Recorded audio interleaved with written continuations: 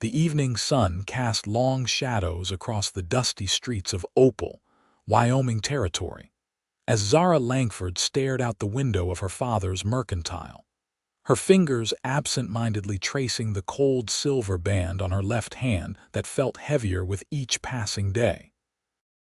1878 was supposed to be the year her life changed for the better, not the year she surrendered her dreams to a man whose touch left her cold. "Zara, darling, are you listening?"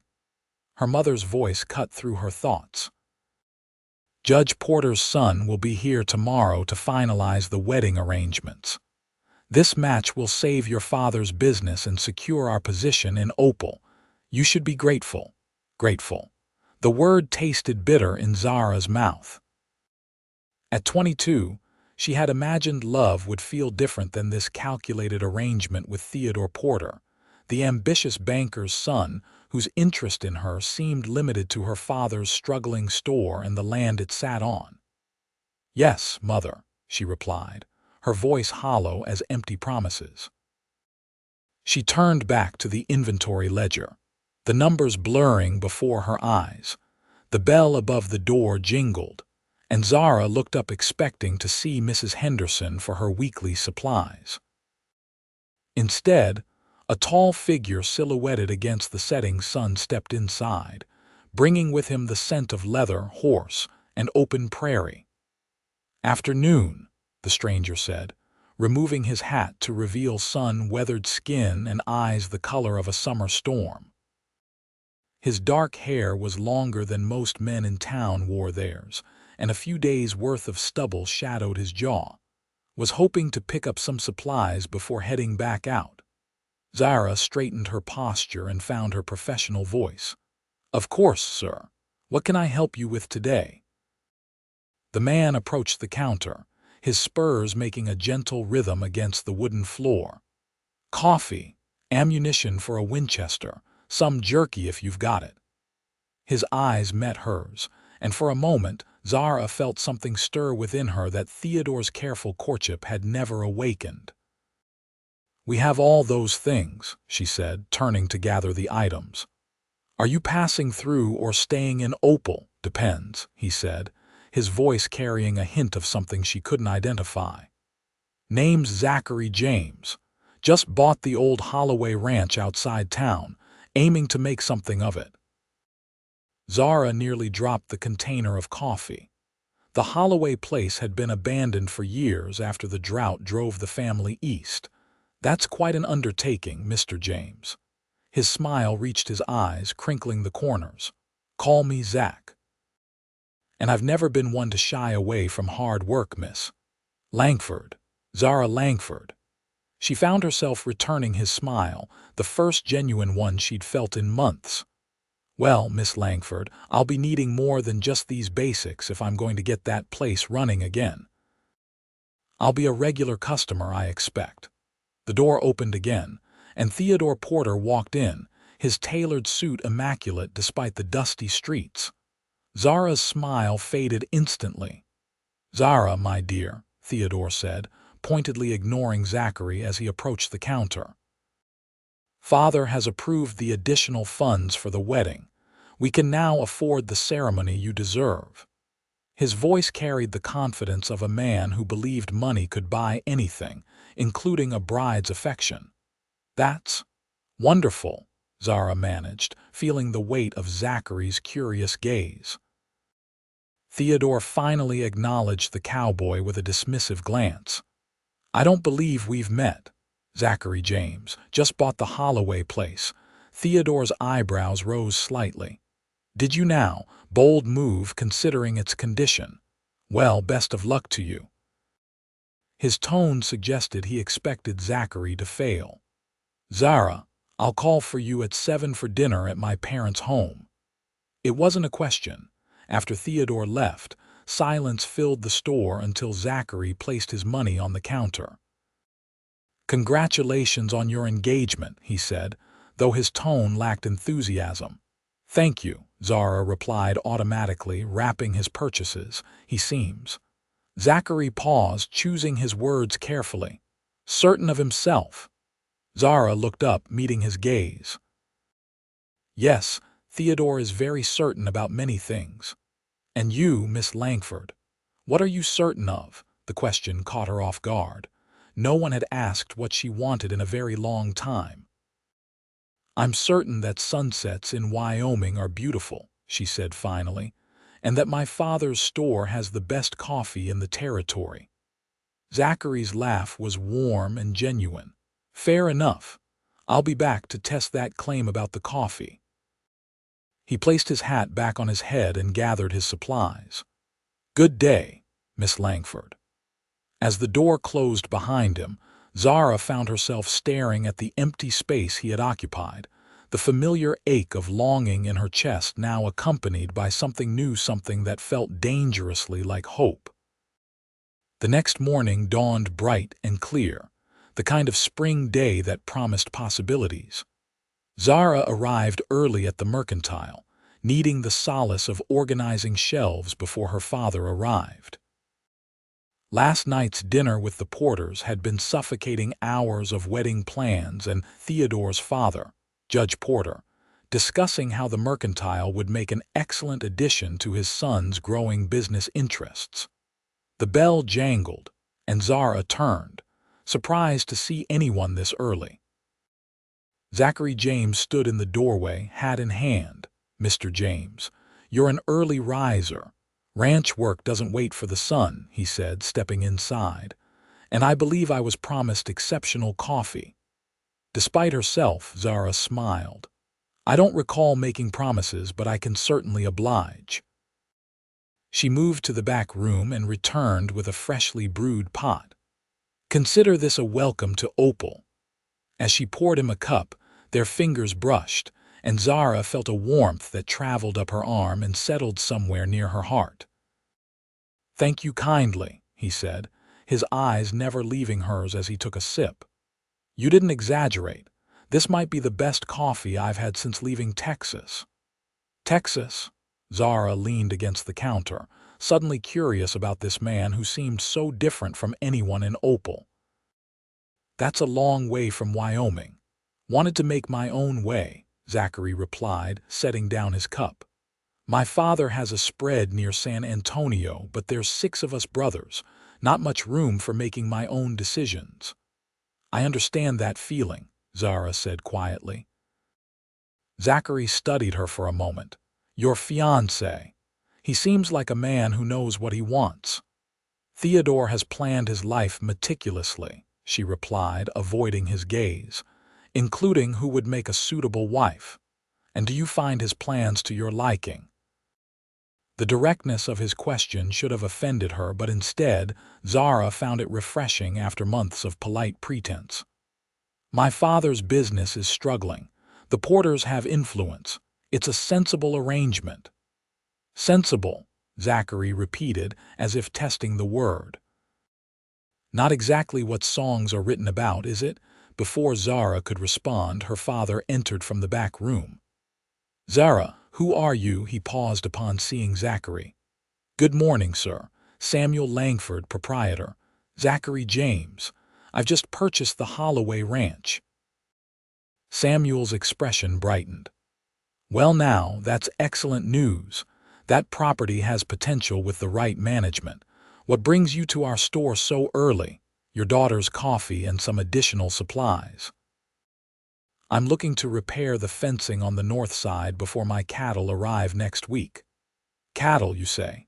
Ambitious. Samuel nodded approvingly. We can certainly help with whatever you need. Zara, why don't you show Mr. James our selection of tools?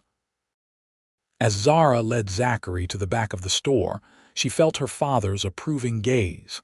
Any potential customer who might revitalize his struggling business was welcome, especially one investing in livestock. Your father seems a good man, Zachary observed as they examined the tools. He is, Zara agreed. He's worked hard all his life, but the drought hit everyone hard, and the railroad's new route bypassing Opal didn't help matters. And that's why you're marrying Porter. The question was soft, without judgment. Zara stiffened. My engagement to Theodore is not your concern, Mr. James, he nodded, respecting her rebuke. You're right, I apologize. He selected a hammer and some nails. I'll take these and whatever rope you have. Their conversation turned to practical matters, but as Zachary prepared to leave, loaded with supplies, he paused. Miss Langford, I'm hosting a small gathering at my place this Saturday. Nothing fancy, just a way to meet my neighbors. Your family would be welcome. That's very kind, but I'm not sure. I'd be honored if you'd come, he interrupted, his gaze direct. All of you, of course. Something in his eyes made refusing impossible. I'll speak with my parents, she said finally. Zachary smiled. Good day, Miss Langford. As he left, Zara found herself wondering what it might be like to visit the Holloway Ranch, now the James Ranch, and what it might feel like to be there, not as a dutiful daughter or future bride, but simply as herself. Saturday arrived with unseasonal warmth, the kind that made winter feel like a distant memory. Zara stood before her wardrobe, deliberating longer than she should have over her dress. She finally selected a blue calico that brought out her eyes, a detail she told herself didn't matter. You're certainly taking your time, her mother observed from the doorway. It's only a neighbor's gathering, not a formal affair. I know, Mother, Zara replied, smoothing the fabric. I just want to look presentable. Her mother's shrewd eyes missed nothing. Theodore was disappointed you declined his invitation to the concert in Cheyenne today. Guilt fluttered in Zara's stomach. Father thought it important we establish good relations with Mr. James. He could become one of our best customers. Indeed. Her mother's tone suggested she understood more than Zara wished her to. Well, your father is waiting with the wagon. We shouldn't be late. The ride to the James Ranch took nearly an hour, giving Zara ample time to wonder if she had made a mistake in accepting the invitation. What if Theodore heard of her attendance? What if her interest in Zachary James was as transparent to others as it felt to her? The ranch came into view, and Zara's breath caught. The main house, once neglected, had been freshly painted, and several new outbuildings dotted the property. A handful of horses grazed in a corral, and men were busy constructing what appeared to be additional stables. He's certainly not wasting time, her father remarked, impressed. Looks like he means to succeed here. They were greeted by Zachary himself, who emerged from the barn as their wagon approached. He wore clean work clothes, his hair still damp from washing, and his smile when he spotted Zara made her heart skip in a way that should have alarmed her more than it did. The Langfords. Welcome to my humble beginnings. He helped Zara down from the wagon, his hand strong and sure on her waist. Miss Langford, you look lovely today. Thank you, she murmured, acutely aware of her parents' presence. Your ranch is coming along wonderfully. Still plenty to do, he said, but I've never been afraid of hard work. Come, let me introduce you to everyone. The gathering was small but lively. Several neighboring ranchers had come with their families, along with Opal's doctor and schoolteacher. Zachary led them to a long table set up under a large oak tree, where a simple but hearty meal awaited. Throughout the afternoon, Zara found herself repeatedly drawn into conversation with Zachary. He spoke passionately about his plans for the ranch, his respect for the land, and his desire to build something lasting. Why Wyoming? She asked as they walked along the edge of a small creek that cut through his property. Her parents were deep in conversation with the doctor and his wife, providing a rare moment of privacy. I wanted somewhere with room to breathe, he answered, skipping a stone across the water. Somewhere I could build something that was entirely my own.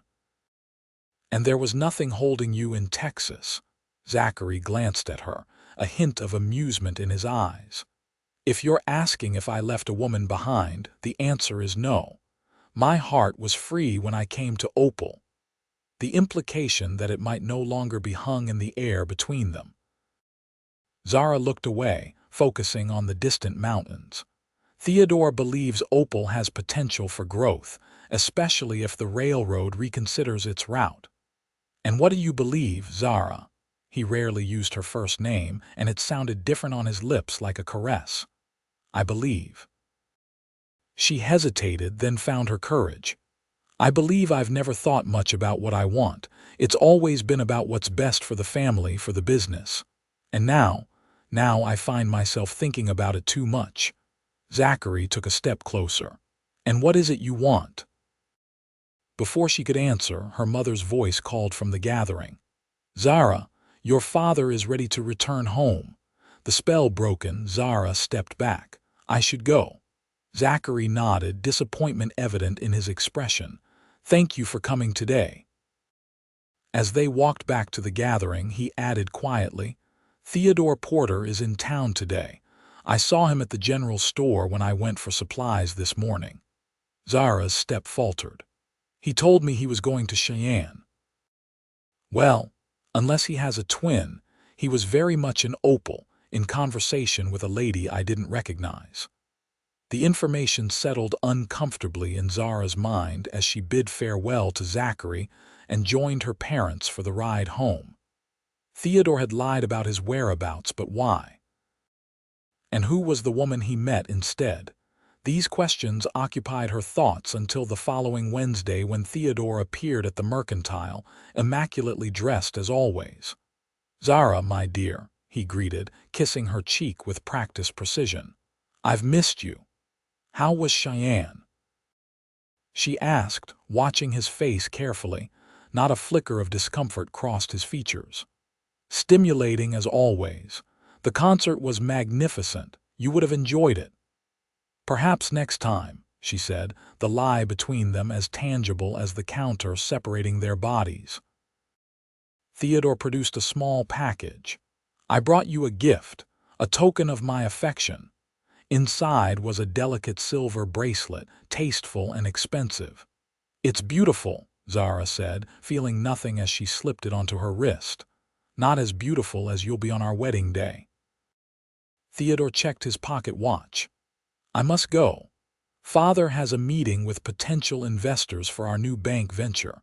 Dinner on Friday, of course, Zara replied automatically.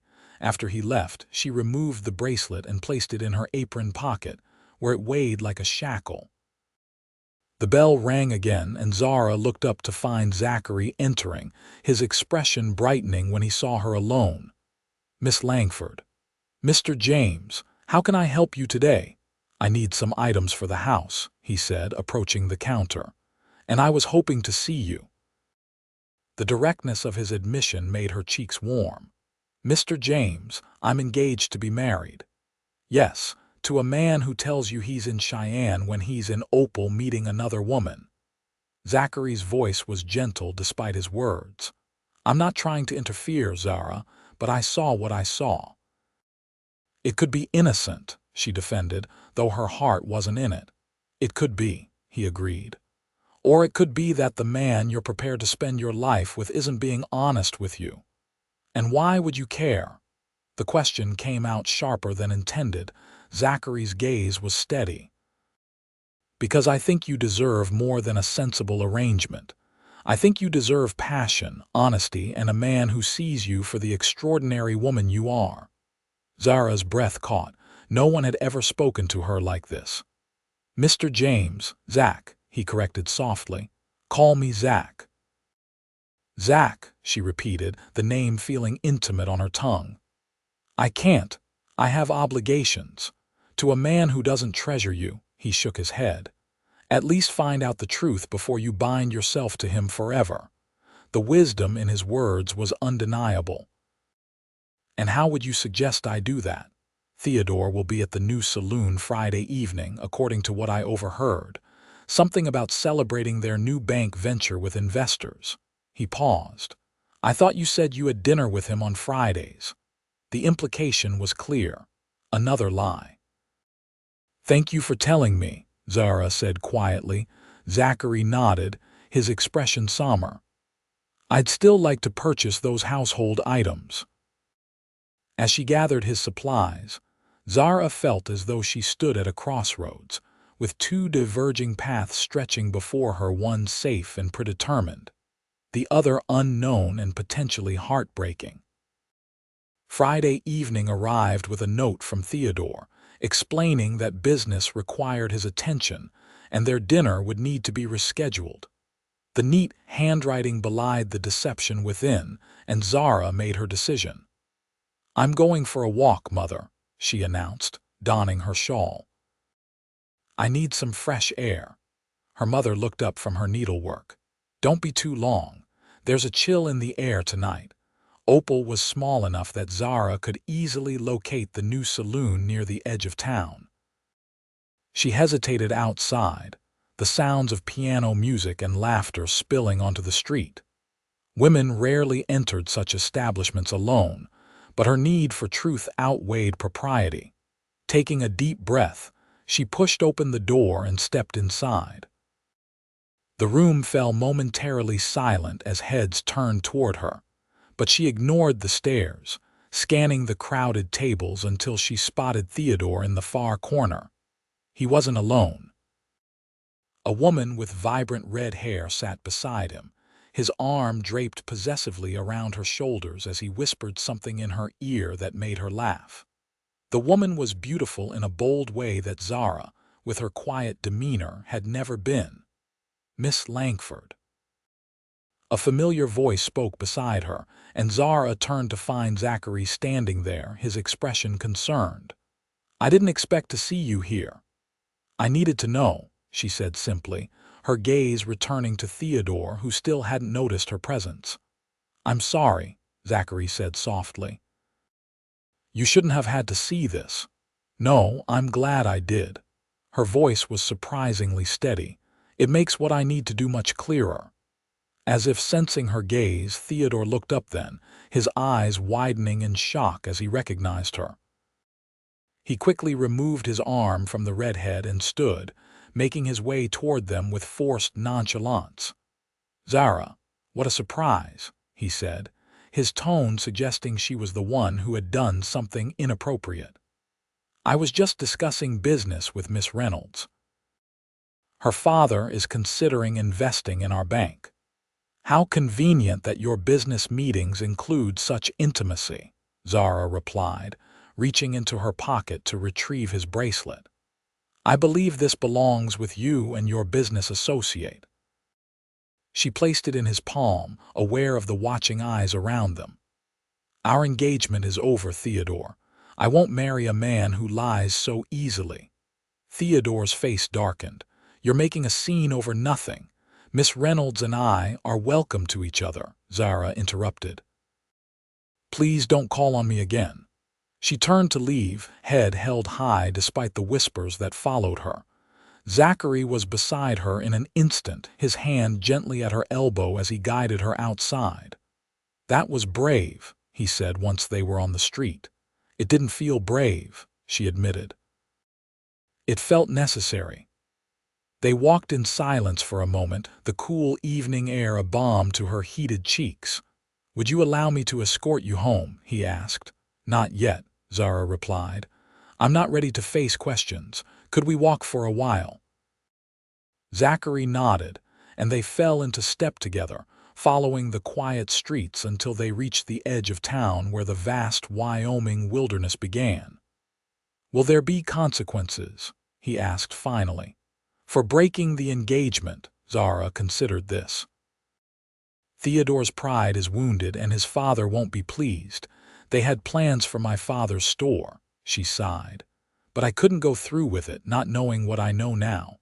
For what it's worth, I think you made the right choice, because now I'm free to consider other offers." She asked, a hint of challenge in her voice. Zachary stopped walking and turned to face her. "Because now you're free to choose your own path, whatever that may be. I would never presume to think you'd leap from one man's arms to another's without consideration." His respect for her autonomy touched Zara deeply. "Thank you for that. But," he continued, a small smile playing at his lips, I won't pretend I'm not hoping you might consider me when you're ready. The honesty of his admission warmed her. Zach, you don't need to say anything now, he assured her. I'm a patient man, Zara Langford, and some things are worth waiting for. As they resumed walking, Zara felt a curious lightness in her chest, the weight of obligation lifted, replaced by the unfamiliar but exhilarating sensation of possibility. The following weeks brought changes to Opal and to Zara's life that she could never have anticipated. News of her broken engagement spread quickly through the small town, bringing with it a mixture of sympathy and judgment. Theodore, his pride wounded, spread rumors that Zara had been unfaithful, while the red-headed Miss Reynolds mysteriously departed for Denver shortly after the incident at the saloon. Most painful was Judge Porter's swift retaliation. He called in loans that Samuel Langford had taken to keep the mercantile afloat during lean times, demanding immediate repayment and threatening foreclosure when Samuel explained he couldn't meet such terms. "They mean to ruin us," Zara's father said one evening, his normally robust frame seeming smaller as he sat at their kitchen table.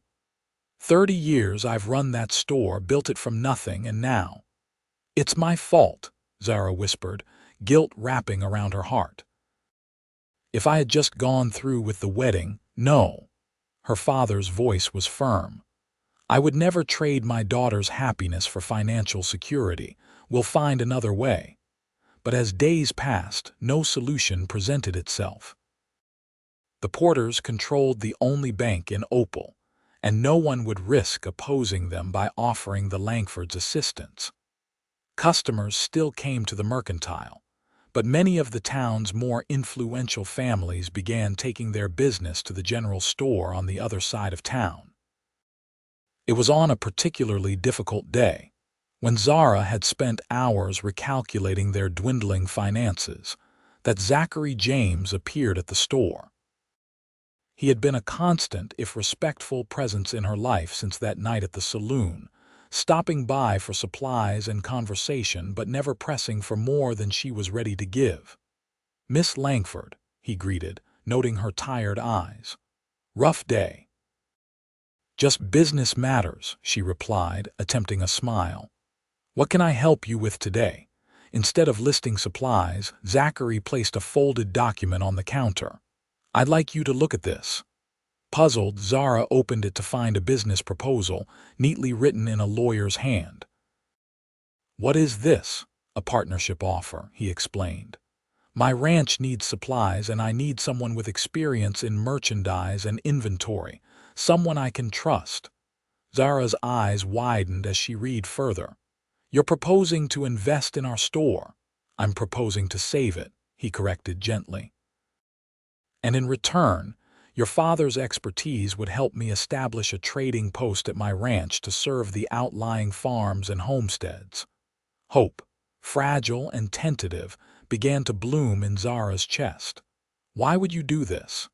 "Because I believe in your family's business and because—" He hesitated, then continued with determination. "Because I care for you, Zara. I won't pretend that's not part of it, but this offer stands regardless of your feelings toward me. It's a sound business decision." Zara studied his face, searching for any sign of deception but finding only sincerity. "I need to discuss this with my father." "Of course. Take all the time you need."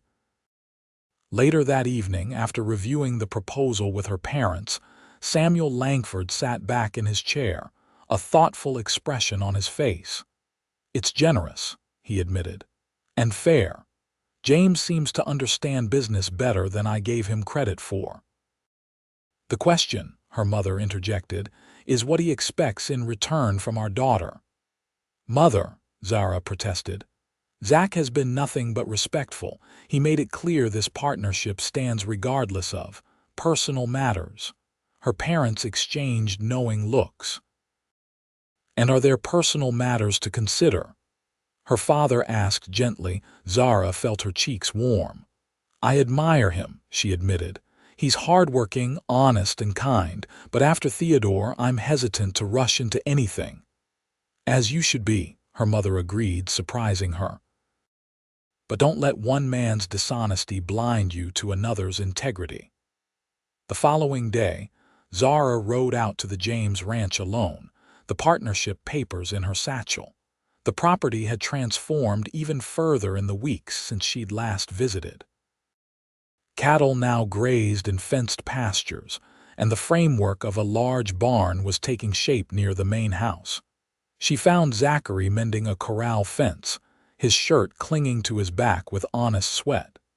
He straightened immediately upon seeing her approach, a smile lighting his features. "Zara," he said, foregoing formality, "this is a pleasant surprise." "I've brought the papers," she said, dismounting from her horse. "My father has reviewed them and is prepared to accept your offer with one condition."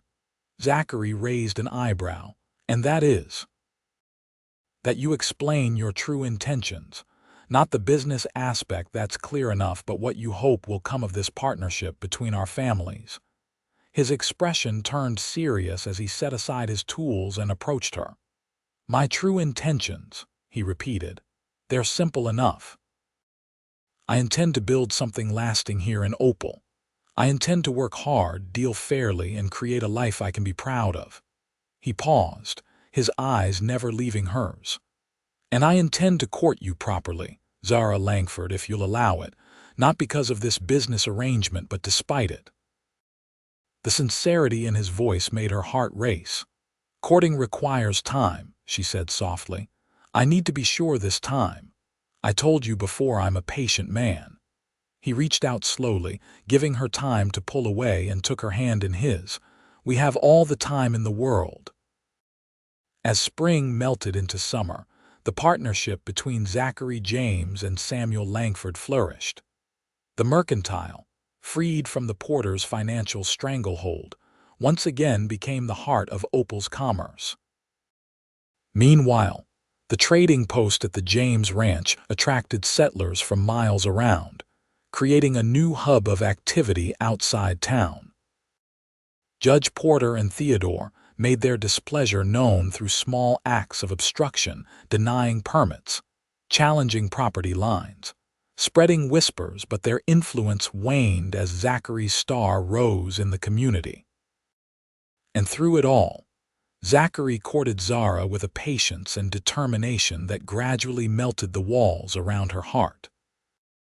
They began with chaperoned rides and walks, progressing to picnics by the creek that ran through his property and evenings on her family's porch, talking until the stars emerged.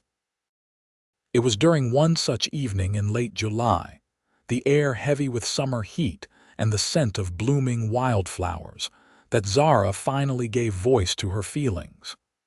"I used to think love was quiet," she said as they sat side by side on the porch swing. "A comfortable arrangement, a sensible partnership." "And now?" Zachary asked, his voice a low rumble in the gathering dusk. Zara turned to face him, her heart pounding. "Now I think it's like wildfire, unexpected, untamed, and capable of changing everything in its path." His eyes darkened at her words. "Zara, I've been cautious," she continued, finding courage in the night shadows, "afraid of making another mistake, but the only mistake would be denying what I feel for you any longer." The swing creaked to a stop as Zachary shifted to face her fully. "And what do you feel? I think you know," she whispered. "I want to hear you say it." The vulnerability in his request touched her deeply. "I love you, Zach, not because you saved my father's business or because you're building something impressive here in Opal. I love you because you truly saw me when I was invisible even to myself." The joy that transformed his face was like sunrise after the longest night. "I've loved you since that first day in the mercantile," he confessed. "When you looked me in the eye and told me your father's store had the best coffee in the territory." His hand cupped her cheek, thumb gently tracing her lower lip. "May I kiss you, Zara Langford?" In answer, She closed the distance between them, her lips meeting his in a kiss that started gentle but quickly blazed into something that left them both breathless. This, Zara realized, was what had been missing with Theodore, this overwhelming sense of rightness, of coming home. When they finally parted, Zachary rested his forehead against hers. "I want to ask you something," he said, his voice husky, "but I don't want to rush you." Zara's heart skipped. "Ask me." He drew back slightly, reaching into his pocket to produce a simple gold band set with a small but perfect diamond. "This was my grandmother's," he explained. "She gave it to me before I left Texas, told me to give it to the woman who made my heart feel like it couldn't fit in my chest anymore." His smile was tender as he held the ring between them. "That's how I feel every time I look at you." Tears welled in Zara's eyes. "Zach, marry me, Zara. Not today, not tomorrow, whenever you're ready, but promise me that someday you'll be my wife." The answer required no thought. "Yes," she breathed. "Yes, I will marry you." As he slipped the ring onto her finger, Zara felt the last vestiges of her past life fall away. The loveless engagement that had once defined her future was now nothing more than a stepping stone that had led her here to this man, this moment, this promise of passion and partnership combined. The news of their engagement spread through Opal with the swiftness of prairie fire. Most townspeople offered genuine congratulations, having witnessed the positive changes Zachary had brought to the community. Even those who had initially sided with the Porters found it difficult to maintain animosity in the face of such obvious prosperity. Only Theodore remained bitter, his resentment festering as he watched Zara flourish under Zachary's attention. The final insult came when his father's bank lost a significant business opportunity to a competing institution from Cheyenne, which had partnered with Zachary to establish a branch in Opal. "He's systematically dismantling everything we've built here," Theodore raged one evening at the saloon, his words slurred from too much whiskey. "And he took her from me." "She was never yours to begin with," remarked Oliver Rathbone, the blacksmith's son who had never particularly liked Theodore. "Seems to me Zara Langford finally found a real man instead of a boy playing at business."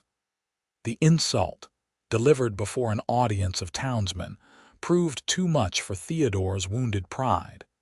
He staggered to his feet, fumbling for the pistol he carried but rarely used. "I'll show you who's a real man," he slurred, his finger clumsy on the trigger. What happened next would be retold in Opal for years to come. Theodore's unsteady hand caused the pistol to discharge prematurely, the bullet embedding itself in the saloon's ceiling rather than in Oliver. Before he could attempt a second shot, several men tackled him to the ground, disarming him while the bartender sent for the sheriff. By morning, Theodore Porter found himself in Opal's small jail, facing charges of attempted murder and public endangerment. Judge Porter, for all his influence, could not dismiss such serious charges witnessed by half the town. The best he could negotiate was Theodore's release into his custody, with the agreement that his son would leave Wyoming territory immediately for health reasons. Zara learned of the incident from her father, who returned from town with the news. "Theodore's gone east on the morning train," he reported, settling into his chair at the breakfast table. "Apparently headed to relatives in Boston." Judge Porter was tight-lipped, but word is Theodore won't be welcome back in Opal. "I'm sorry it came to this," Zara said, genuinely troubled by how far Theodore had fallen. "I never wished him ill." "That's because you have a good heart," Zachary said, reaching across the table to squeeze her hand. He had taken to joining the Langfords for breakfast several mornings a week, a habit that felt increasingly natural. But some men create their own downfall. With Theodore's departure, the last shadow over Zara's happiness lifted. She and Zachary set their wedding date for October, when the aspen trees would turn golden and the first cool breezes would sweep down from the mountains. The months of preparation passed in a blur of activity. The trading post at Zachary's ranch expanded to include a small restaurant run by a French chef who had inexplicably found his way to Wyoming. The mercantile in town underwent renovations, emerging larger and better stocked than ever before.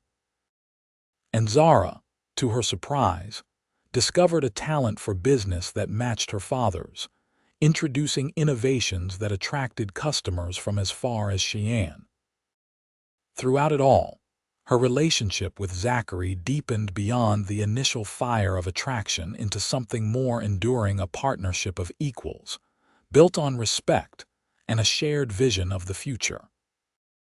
"We should build a school," she suggested one evening as they rode along the boundaries of his property, now their property in all but legal terms, "for the children of the ranch hands and surrounding homesteads." Zachary smiled at her enthusiasm. "Already thinking about our children's education." The mention of children sent a warm flush through Zara. "Perhaps," she admitted, "but also for the dozen families who have settled within 5 miles of here in the last few months. Every child deserves an education." "Then we'll build a school," he agreed without hesitation. "And find a teacher who understands that girls should learn mathematics and boys should learn cooking." Zara laughed, delighted by his progressive thinking. "You continue to surprise me, Zachary James." "I hope to do so for the next 50 years or more," he replied, his eyes crinkling with sincerity. When their wedding day finally arrived, Opal transformed for the celebration. The entire town seemed to participate, with garlands of autumn flowers decorating the small church and tables laden with food stretching down the main street. Even the weather cooperated, providing a crisp, clear day with skies the exact blue of Zara's eyes. As she prepared in her childhood bedroom, her mother helping with the final adjustments to her gown, ivory silk, ordered specially from Denver, Zara felt a profound sense of rightness. "You look beautiful," her mother said, smoothing the veil over Zara's dark hair. "And more importantly, you look happy." "I am happy," Zara confirmed, "happier than I ever thought possible." Her mother's eyes grew misty. "When your father and I agreed to Theodore's courtship, we thought we were securing your future. We never considered that I might want more than security," Zara finished gently. "That you deserved passion as well as partnership," her mother corrected. "Zachary James is a good man who looks at you like you're the sun and moon combined. That's what marriage should be." When Zara walked down the aisle on her father's arm, she had eyes only for Zachary, standing tall and handsome at the altar. His expression as he watched her approach was everything her mother had described: wonder, desire, and devotion combined in a look that made her feel like the most precious woman on earth. Their vows, spoken in clear, unwavering voices, were traditional in structure but deeply personal in meaning. They promised to cherish and support each other, to build a life of purpose and joy, to face whatever challenges came their way as one united force. "I now pronounce you husband and wife," the minister declared, his weathered face beaming with approval. "You may kiss your bride." Zachary took Zara's face between his hands with infinite tenderness, as if she were made of the most delicate porcelain. "I love you, Mrs. James," he whispered, for her ears alone. "And I love you," she replied, just before his lips claimed hers in a kiss that balanced perfectly between proper public decorum and the promise of private passion to come.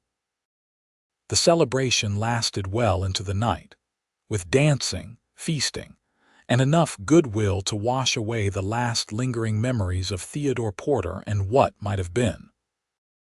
As darkness fell and lanterns illuminated the festivities, Zachary led Zara away from the crowd, toward a waiting carriage decorated with flowers and ribbons.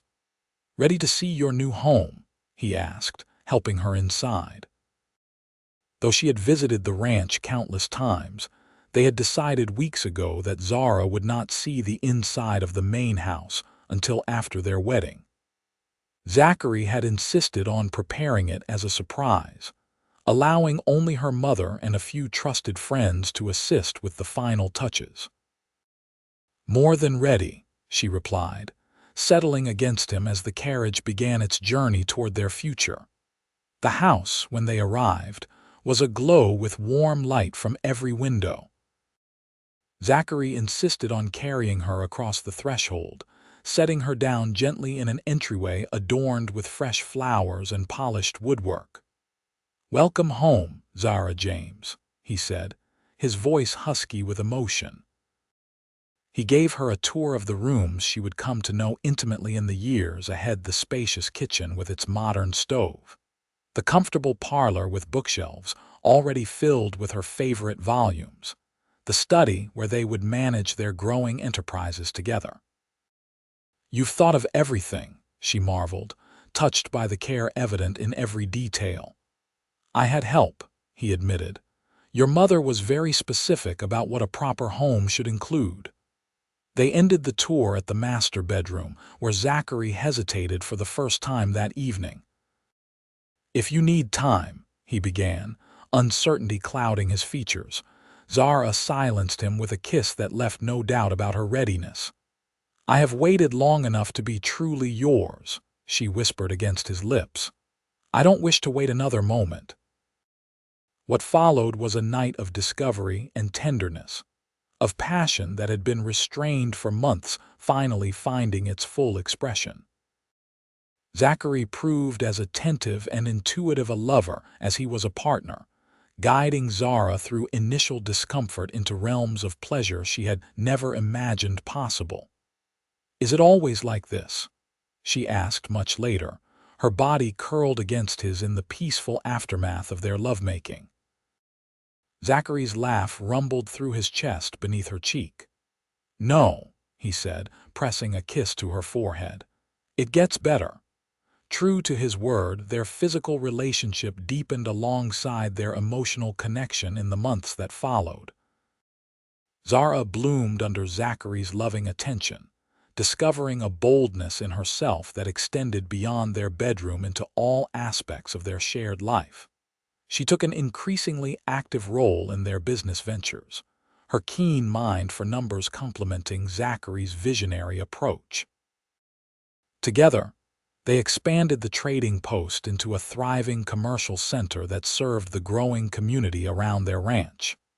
They built the school Zara had envisioned, hiring a progressive young teacher from Denver who shared their belief in equal education for all children. By their first anniversary, their happiness was made complete by the news that Zara was expecting their first child. The pregnancy, while challenging at times, only strengthened the bond between them as Zachary attended to her every need with loving care. "You don't have to treat me like I'm made of glass," she protested one evening as he insisted on carrying her up the stairs to bed. "Humor me," he replied with a grin. "I've waited a long time to have a family of my own. I intend to cherish every moment of it." Their son, Samuel Zachary James, was born on a snowy night in early March, his lusty cries announcing a healthy pair of lungs and a determination that his parents recognized in each other. "He has your eyes," Zachary whispered in awe as he held his son for the first time, tears unashamedly tracking down his cheeks. "And your stubborn chin." Zara laughed tiredly from the bed. "And your impatience. He arrived 2 weeks early." "He was eager to meet us," Zachary defended, gazing adoringly at the infant. "Can't fault him for that."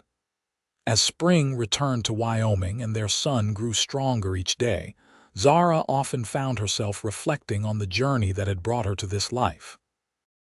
The loveless engagement that had once seemed her destiny now felt like a distant dream, a path not taken that would have led to a shadowed version of herself. What are you thinking about?" Zachary asked one evening as they sat on the porch of their home, their son sleeping peacefully in his father's arms while the setting sun painted the sky in brilliant hues of orange and pink. "How different my life might have been," Zara replied honestly. "If you hadn't come to Opal, if I hadn't found the courage to break my engagement." "Do you ever regret it?" he asked, his question genuine rather than insecure. Zara looked at him, at the man who had taught her what real love felt like, who had shown her that passion and partnership could exist in harmony, who had given her a son and a future filled with purpose. "Not for a single moment," she said, reaching out to trace the beloved contours of his face. "You showed me what passion truly means, Zach. Not just physical desire, but passion for life, for building something meaningful together, for loving deeply without reservation." He turned his head to kiss her palm. "And you showed me that home isn't a place but a person. You're my home, Zara James. You and this little one." As darkness settled over the Wyoming plains and the first stars appeared in the vast sky, they sat together in contented silence. A family forged not from obligation, but from choice, the most powerful choice Zara had ever made. Over the years that followed, Opal grew from a struggling town into a prosperous community, with the James and Langford enterprises at its heart. Zara and Zachary welcomed two more children, a daughter, Elizabeth, named for Zachary's mother, and another son, William, who arrived unexpectedly when they had thought their family complete. They faced challenges, of course, as all families do, drought years that tested their resources. A fire that destroyed part of the trading post and had to be rebuilt. Illnesses that brought sleepless nights of worry. But through it all, their partnership remained unshakable, their passion for each other undimmed by time or familiarity. On their 20th anniversary, with their children nearly grown and their businesses thriving beyond their wildest early dreams, Zachary surprised Zara with a journey back to Texas to meet his extended family. "Why now?" she asked as they prepared for the trip.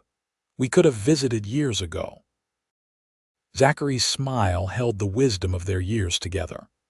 "Because now, we return not as a couple starting out, but as proof that following your heart leads to the richest life possible." In San Antonio, surrounded by Zachary's brothers and their families, Zara understood what he meant.